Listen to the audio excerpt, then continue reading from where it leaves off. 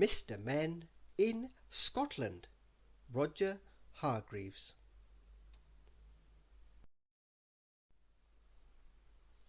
Mr. Strong had always wanted to go to the Highland Games in Scotland.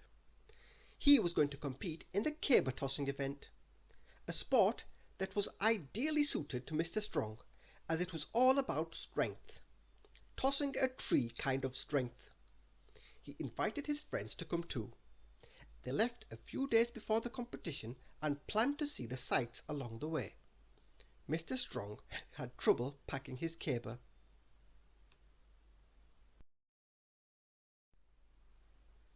They all caught the train to Scotland. On their way to Edinburgh, they passed the Forth Bridge. Little Miss Curious wondered what had happened to the first, the second, and the third bridges. Mr. Clever explained that it was named after the river Forth.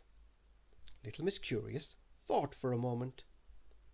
"So what happened to the river first, the river second, and the river third?" she asked. Mr. Clever sighed. It was going to be a very long day.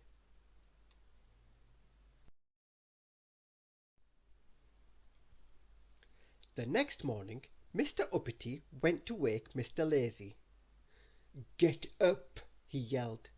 "We are going for a walk up the Royal Mile to see Edinburgh Castle." "A mile? I can't walk a mile," cried Mr. Lazy, and he turned over and went straight back to sleep. Mr. Uppity marched the others up the streets of Royal Mile, where they had a great view of the castle on its rock. Mr. Lazy also enjoyed a view of the castle. A view from his bed, through one eye, one half-closed, sleepy eye.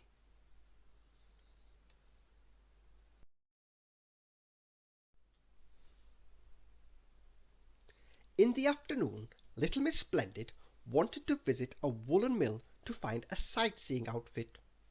She looked truly splendid in tartan.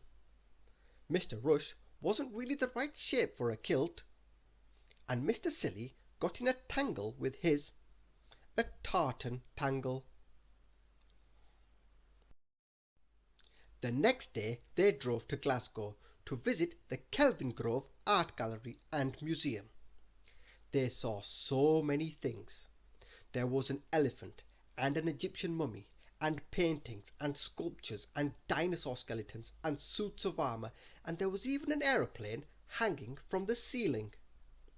Mr. Rush rushed round and saw everything. Mr. Lazy saw a lot less.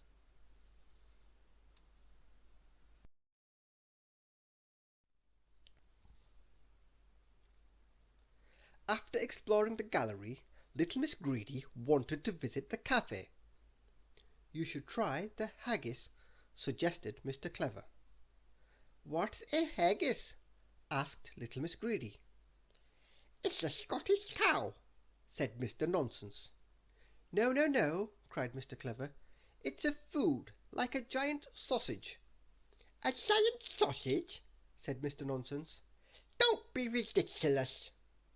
But of course Mr. Clever was right, and Little Miss Greedy enjoyed her haggis, and then she enjoyed another one, and another one.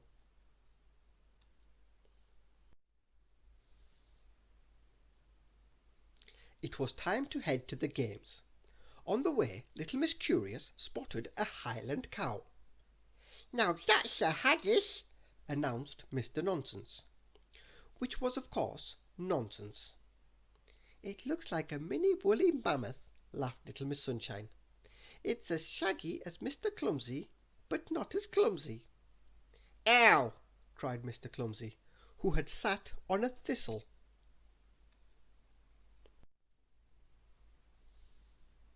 Mr. Clever insisted on a quick stop at the St. Andrew's Golf Club, one of the oldest in the world. "Scotland is the home of golf," announced Mr. Clever. Mr. Clever knew an awful lot about the history of golf. He knew an awful lot about the rules of golf. There was only one thing he did not know about golf: how to play.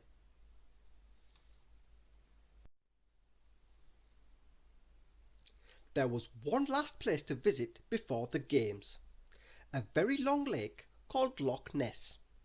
It was even longer than Mr. Tickle's arms, which were as wiggly as Nessie, the Loch Ness monster. Many people think that Nessie is a Scottish myth and doesn't exist. But if that's true, then who is Mr. Tickle tickling?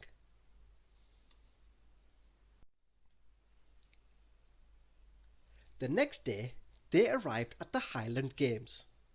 The games opened with a marching band of pipers and drummers. Mr. Noisy had never heard bagpipes before. He was very impressed. Mr. Quiet was not so impressed.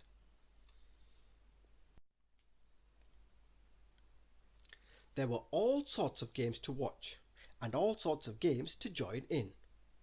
There was the Highland dancing competition for little Miss Somersault. There was the tug-o'-war for Mr. Greedy. Nobody could move him. And there was the hammer throw for little Miss Dotty, although her hammer didn't count.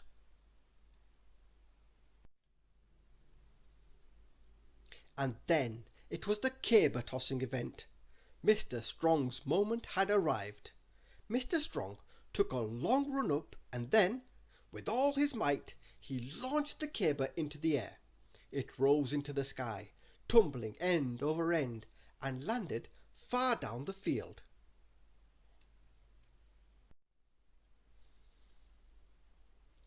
With a loud crack, it split in two. Mr. Strong had snapped his caber. He was too strong even for caber tossing, which made him the strongest man in the world. Mr. Strong was very pleased.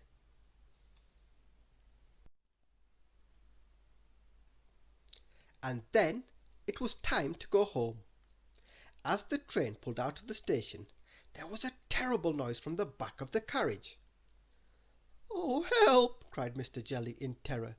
"The wheels have fallen off. The carriage is derailed. The train is going to crash."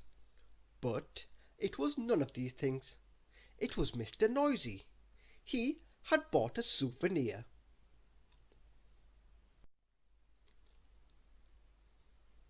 Bagpipes. Thank you for listening.